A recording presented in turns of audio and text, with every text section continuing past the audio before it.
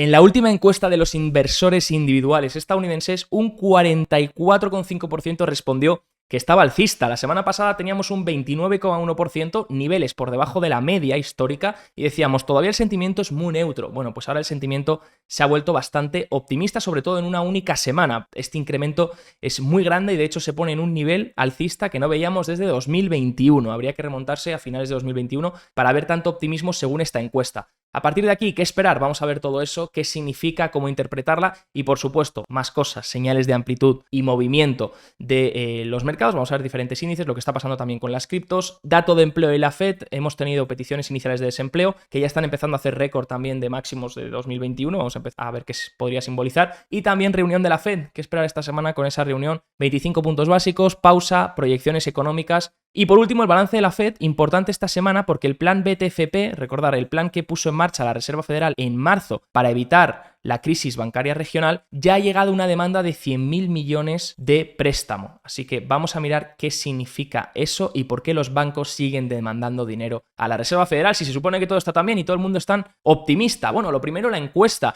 Sí que es verdad que ha habido un cambio drástico en esta encuesta de sentimiento, pero yo esperaría una semana más para confirmar. Esta encuesta se da todos los martes, así que yo esperaría que realmente este próximo martes veamos unos niveles similares al 44,5, en el entorno del 40, entre el 40 y el 50%, para ver que este movimiento ha sido real y no simplemente una semana donde tenemos un dato erróneo, ¿no?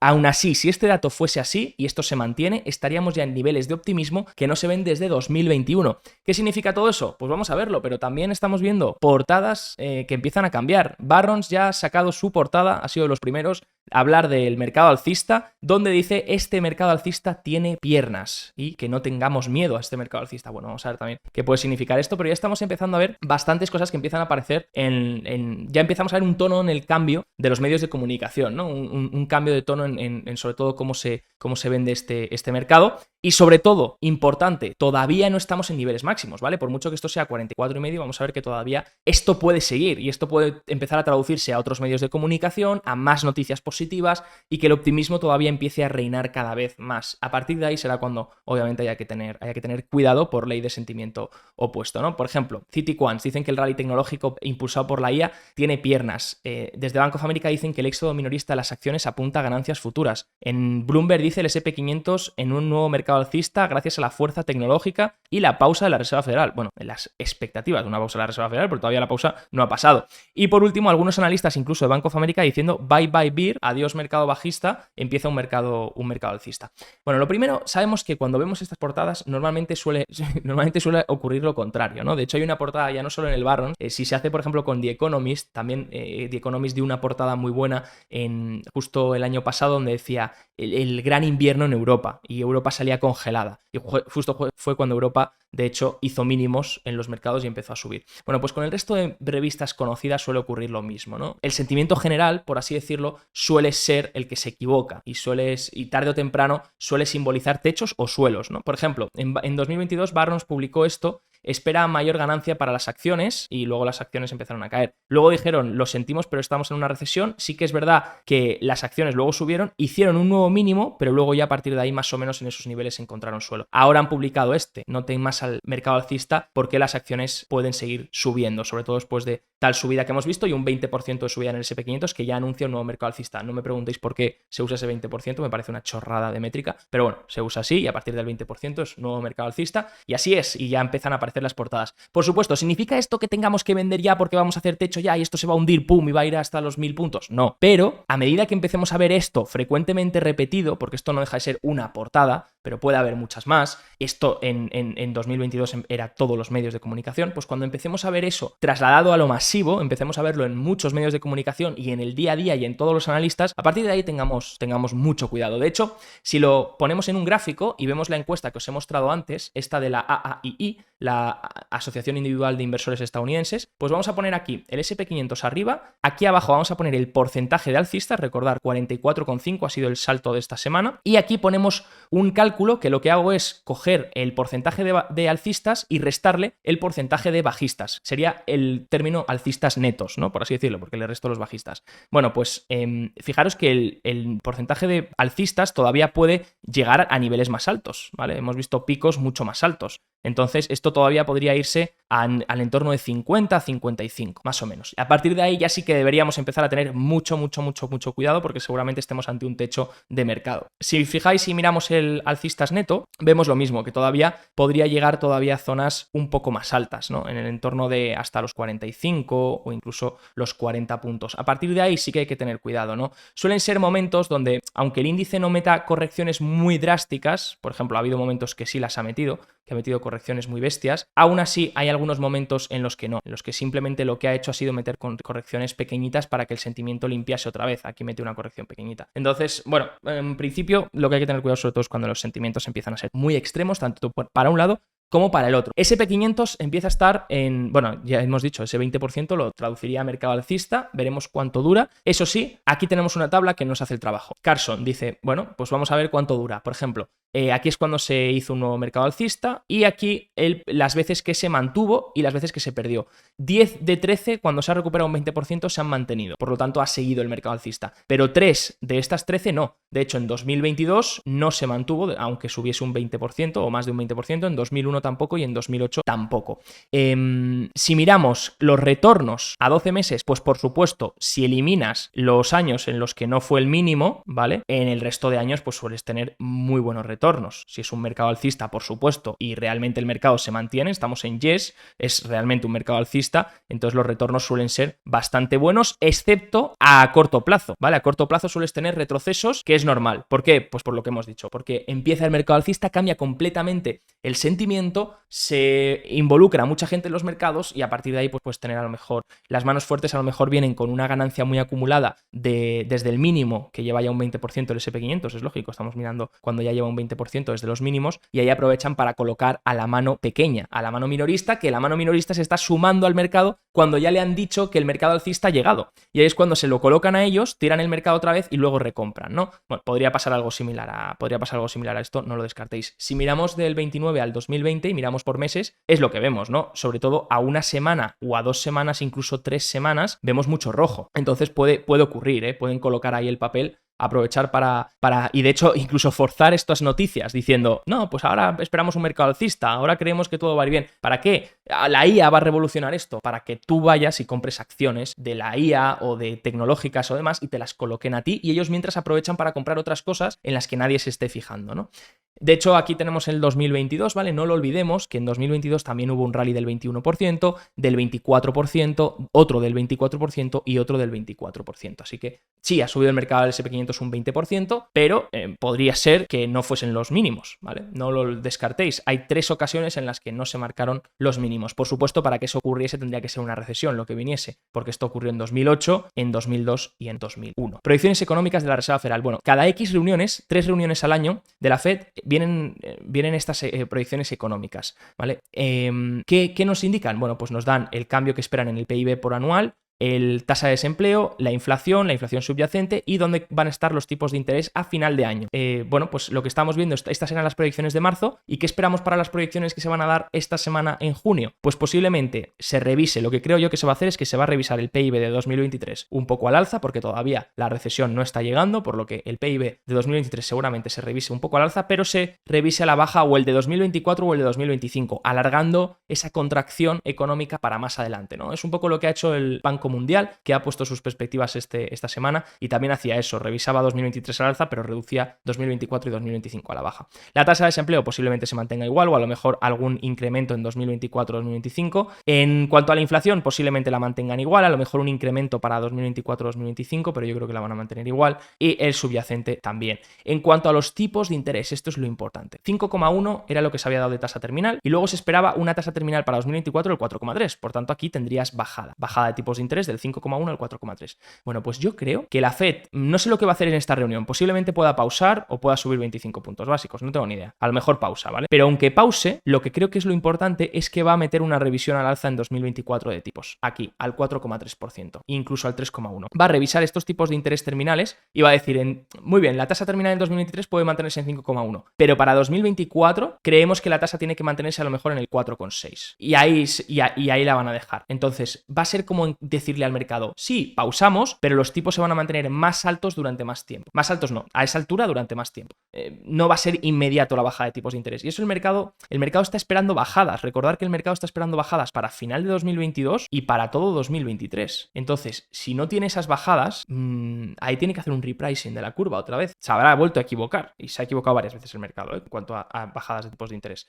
Entonces, yo creo que va a venir con eso. Van a revisar 2024 al alza y ahí entonces el mercado tendrá que juzgar si realmente va a haber bajadas o no de tipos. Realmente, si la economía se supone que está bien, según dicen ellos, y las bolsas no paran de subir, ¿por qué no mantener la tasa más alta? Si es que quieres generar un efecto restrictivo. El vídeo de hoy está patrocinado por Bison Trade, el broker online de Miralta Bank, entidad española regulada y supervisada por el Banco de España y la CNMV. Su objetivo es dar un servicio de alta calidad poniendo foco en las siguientes áreas: seguridad, banco y broker regulados, multiplataforma, tecnología avanzada, acceso a multiproducto, acciones, fondos, renta fija, opciones, divisas y mucho más, y mi parte favorita, la educación y formación para los clientes. Ofrecen tarifas muy competitivas en relación a otros bancos españoles y una atención al cliente excepcional. Visita bisontrade.com y podrás ver más información o probar su plataforma demo.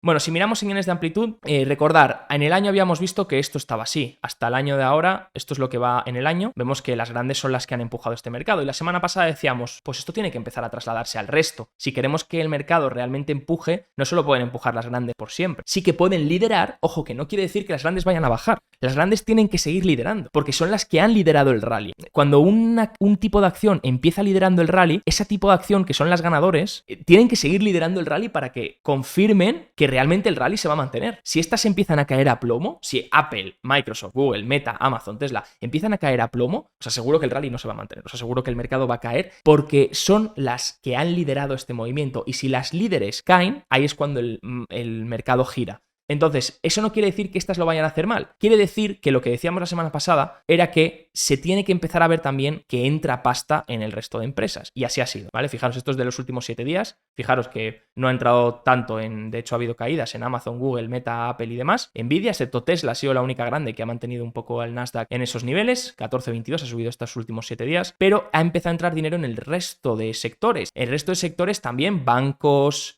pequeños, energía, que estaban muy castigados. Fijaros, de hecho esto es la última semana, hemos visto un repunte en las small caps, pero eso no significa que las mega vayan a caer. Fijaros, no han caído, se han mantenido más o menos planas en el mes, en la semana. Eso significa que lo que pasa es que ahora deberíamos ver que estas se ponen un poco las pilas. Y en cuanto a sectores, lo mismo, pues hemos visto consumo cíclico, energía, utilities, industriales, financieros. Si miramos el IWM, en semanal, fijaros que aquí ya está mostrando niveles de rechazo, ¿vale? Justamente ahí. Si miramos en diario, este es el nivel, ¿vale? Donde ha mostrado cierto rechazo. Semana pasada veíamos esta rotura, pullback a la rotura, muy bien hecho, porque normalmente es lo que valida esa rotura. Tienes un pullback a la rotura, lo aguanta y luego, pum, lo disparas otra vez. Y eso ha hecho el IWM, lo ha hecho muy bien en esta rotura. Disparó hasta aquí arriba topó una resistencia y ahora, pues, otra vez consolidando. Posiblemente se quede aquí consolidando durante un tiempo. Si empieza a romper estas zonas, muy alcista para las pequeñas, medianas empresas y también para el rally que estamos viendo en los mercados, ¿eh? O sea, si empiezan estos niveles a liberarse, esto es alcista, esto es muy alcista. Si se mantiene por aquí, bueno, pues sin más, ¿no? Y luego, si pierde esta zona, es muy bajista, ¿vale? Así que yo seguiría vigilando el IWM. Lo mismo con el RSP. El RSP toca ya resistencia aquí. A partir de aquí rompió esta trayectoria bajista. A partir de aquí, pues lo ideal sería que aguantase medias. Si no aguanta medias, empezamos a tener confirmaciones otra vez bajistas para la amplitud. Si aguanta medias y se mantiene por aquí bien, si empieza incluso a romper al alza, muy bien, muy confirmación muy alcista. SP500, veíamos nivel la semana pasada aquí, 4.325, todavía no se libera. Bueno, ahí nuevamente deberíamos de tener resistencia, ¿eh? Lo primero porque en el canal empezamos a estar en las zonas altas. Lo segundo porque el FIBO es resistencia, el 61.8. Lo tercero porque el RSI está casi cerca de niveles de sobrecompra. Hombre, ¿puedes tener una rotura? Sí, pero no sería lo ideal. Lo ideal sería un poco consolidar otra vez a esta zona baja, a lo mejor buscar otra vez este nivel, volver a buscarlo y luego ya con una buena noticia, un catalizador, romper esto. Todavía no tenemos confirmaciones aquí, ¿vale? Y aunque hubiese una rotura, todavía debe validarla apoyando. Recordar que a mí me gusta validar las roturas cuando rompen, pero luego apoyan, porque muchas veces vamos a ver roturas que rompen, cazan aquí a los alcistas y a los bajistas, porque los bajistas venden y los alcistas compran y luego pum, se da la vuelta completamente. Y roturas de esas hay mogollón. De hecho, vamos a ver ahora el Bitcoin que hizo una de esas hace poco. Nasdaq 100 sí que es... Nasdaq Composite, disculpad, no el 100, el Composite el de las 5.000 tecnológicas, sí que es un índice que ya había roto máximos, el FIBO 50 de hecho, y los máximos de octubre de verano del año pasado, y ahora lo que tiene que hacer es mantenerse por aquí. Al Nasdaq lo único que le pido es que se mantenga en estas zonas, si queremos confirmaciones de que esto va a seguir alcista. Si empieza a perder estos niveles, mucho cuidado, ¿vale? Si empieza a perder el FIBO 50, que de hecho está en los 13.110 puntos aproximadamente, 13.100, pues a partir de ahí cuidado, porque podría ir a buscar otra vez la zona baja y lo primero, pierde el FIBO 50, y el FIBO 50 es clave. Cuanto más tiempo se mantenga por encima del FIBO 50, más posibilidades hay para los alcistas. Entonces, Nasdaq, nivel que vigilo es aquí. Si Nasdaq empieza a perder, pues mucho cuidado porque ya cambia la escena. De hecho, Bitcoin está haciendo algo que no me gusta, ¿no? Bitcoin es un activo de riesgo. Los activos de riesgo están empujando, el Nasdaq está empujando. Bitcoin está muy correlacionado con el Nasdaq. Pero Bitcoin lleva desde abril más o menos sin mostrar fortaleza. Podríamos decir, no, sí, pero es que el dólar ha estado muy fuerte. Bueno, vale, pero es que también el dólar está inversamente correlacionado con las acciones. Entonces, ¿por qué las acciones han sobrepasado esa correlación y el Bitcoin no? Luego podríamos decir, no, pero es que el Bitcoin, claro, ahora tienes la demanda de Coinbase y de Binance. Sí, pues puede ser una de las razones por las que el activo de riesgo caiga. Puede ser una de las razones que también empuje al Nasdaq a corregir. Podría ser. O sea, yo vigilaría muy de cerca esto que está pasando con las criptos, porque de hecho ya cuando este rechazo se dio, ya dijimos, cuidado porque seguramente vayamos a buscar esta zona baja. Hubo una tentativa de volver a buscar aquí y luego ya se ha ido a esa zona baja. De hecho, fijaros, aquí tenemos primero una trampa bajista. ¿Por qué? Pues porque parece que lo va a perder. Aquí entran los cortos y se van los largos. Y luego, pum, es cuando lo llevan arriba. Y luego, de nuevo, en esta lateralización, trampa alcista. Aquí meten a los largos, sacan a los cortos y pum, ahí es cuando rompe. Parece que todo va a ir para arriba y ala, sorpresa. Aquí parece que recupera y ala, sorpresa. Aquí parece que recupera y ala, sorpresa. Mínimos más bajos, mínimos más bajos, mínimos más bajos, mínimos más bajos, ¿vale? Entonces, bueno, vamos a ver si hace apoyo en este nivel. En este nivel debería buscar apoyo. Si vuelve otra vez a la caja, pues podemos buscar estos niveles, otra vez en los 21.200. Y eso es lo que cuestionaría para el Nasdaq, que el Bitcoin esté realmente haciéndolo tan mal y el Nasdaq siga ahí tan fuerte.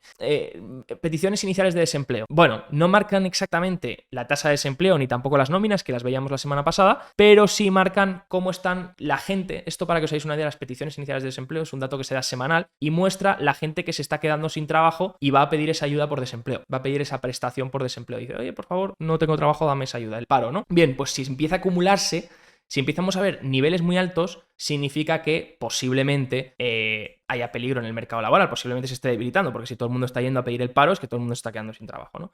Bueno, pues estamos viendo que esta semana sube a 261.000. No es solo el nivel, sino la magnitud de cambio con respecto a la semana pasada. 28.000 se suman la semana pasada, que es el mayor cambio que hubo desde junio de 2021, y el total de la semana, 261.000 personas pidiendo las peticiones, pidiendo la ayuda inicial de desempleo, es el nivel más alto desde noviembre de 2021, noviembre-octubre de 2021. Así que empezamos a ver que sí, el mercado se mantiene fuerte, el mercado laboral, pero empezamos a ver cómo poco a poco las peticiones iniciales de desempleo están subiendo, no van muy rápido, todavía podrían tardar, podrían otra vez consolidar aquí y luego disparar, ¿no? Y poco a poco, cuando disparen y empiecen a acumular varias semanas disparando, ahí es cuando tendremos que tener cuidado. ¿Por qué? Fijaros, aquí están las peticiones iniciales de desempleo abajo. Fijaros que cuando se disparan, ahí es cuando está la recesión, cuando ya se confirma la recesión, y ahí normalmente hay caídas en los mercados, ¿vale? Así que cuidado con esas peticiones iniciales de desempleo, que parece ser que están descontadas, pero ojo, es que son un indicador de que casi siempre que las peticiones iniciales de desempleo se disparan, casi siempre los mercados bajan, ¿vale? Así que tengámoslo en consideración también. Hemos tenido PMIs también de servicios, y algo que apunta, vimos que el manufacturero estaba en contracción, y es que el de servicios ha caído hasta el 50,3, está cerquita de la contracción también, ¿vale? Hasta ahora servicios se estaba manteniendo muy fuerte, y fijaros si vemos las subcategorías, nuevos pedidos ha caído 3,2%, pero es que el empleo cae también, menos 1,6%, y los precios, menos 3,4%. Esto ya lo vimos en el PMI manufacturero, menos 8% de caída en los precios, en el de servicios menos 3,4%, así que posiblemente los precios estén desinflando ya, y lo hemos visto también con los datos de PPI, ¿vale? Así que la Fed, bueno, podría pausar si quiere. El problema es la euforia que daría eso a los mercados, y yo creo que la Fed lo sabe, y eso potencialmente podría incluso ser inflacionario, ¿no? Pero la Fed puede permitirse pausar, lo que no puede permitirse es bajar tipos ahora sin que haya algún catalizador externo que le haga bajar tipos. Y eso es lo que el mercado está descontando. El mercado no está preocupando tanto por la pausa, porque ya espera que llegue, si no es ahora, será en julio, o si es ahora, en julio a lo mejor suben y ya vuelve. Si eso no ocurre, y si eso ocurre, realmente lo importante será ver si hay bajadas o no de tipos de interés, que eso es lo que el mercado está realmente esperando. Balance de la Fed esta semana. Bueno, fijaros que durante varias semanas hemos tenido esa reducción del balance, otra vez volviendo, todavía no estamos ni en los niveles de marzo, ¿vale? Esto es lo que hizo la Fed con los préstamos cuando ocurrió la crisis bancaria regional, dio tantos préstamos a los bancos que el balance se disparó casi y eliminó un año de trabajo. Bueno, pues ahora vuelve otra vez a ceder, eso sí, esta semana rebotito en el balance. ¿Y por qué ha sido? Pues porque recordad, en el balance normalmente la Fed está dejando que venzan los bonos y los bonos hipotecarios, los MBS, pero también está dando préstamos, entonces eso suma dentro del balance, ¿vale? ¿Y qué pasa? Que el QT ha sido muy pequeñito esta semana, apenas se han reducido bonos y el préstamo sigue habiendo mucha demanda, por ejemplo en BTFP, 100.000 millones que se han demandado, y esto es muy importante. El BTFP, recordar que lo que hace, la Fed lo puso en marcha en marzo y lo que hace es que permite, vamos a decir, si esto es un banco y esto es la Fed, permite que los bancos den sus bonos del Estado valorados a par, y la Fed les da la financiación, les da el préstamo del valor par del bono a cambio de este colateral. Luego, cuando estos devuelven el préstamo, la Fed devuelve el bono a los bancos. ¿Qué pasa? Que esto es un chollo, porque los bancos, si quisiesen vender ese bono ahora en mercado, ese bono ha perdido muchísimo valor porque casi todos están comprados a tipos de interés muy bajos, porque venimos de una década de tipos de interés muy bajitos. Entonces, pensad que casi todos los bonos están a esos tipos de interés. Si lo comparas en mercado, si lo valoras a precio de mercado, ese bono hubiese perdido muchísimo valor. De ahí que la Reserva Federal valore estos bonos a par para darles esa financiación y darles liquidez. Esto está bien siempre y cuando pues, se use cuando lo necesitas. Pero ¿qué está pasando? Que el BTFP está disparado cada vez más. ¿No se supone que ya había terminado la crisis bancaria regional? ¿Por qué se sigue demandando dinero en el BTFP? Eso es lo que me preocupa. Y lo segundo, también me preocupa cómo se va a notar este efecto cuando venza el año del préstamo, porque todo este efecto que hemos visto se va a contrarrestar otra vez también en el balance y veremos de nuevo el efecto inverso. Así que, bueno, BTFP que se sigue disparando, los bancos siguen demandando dinero. No sé si es porque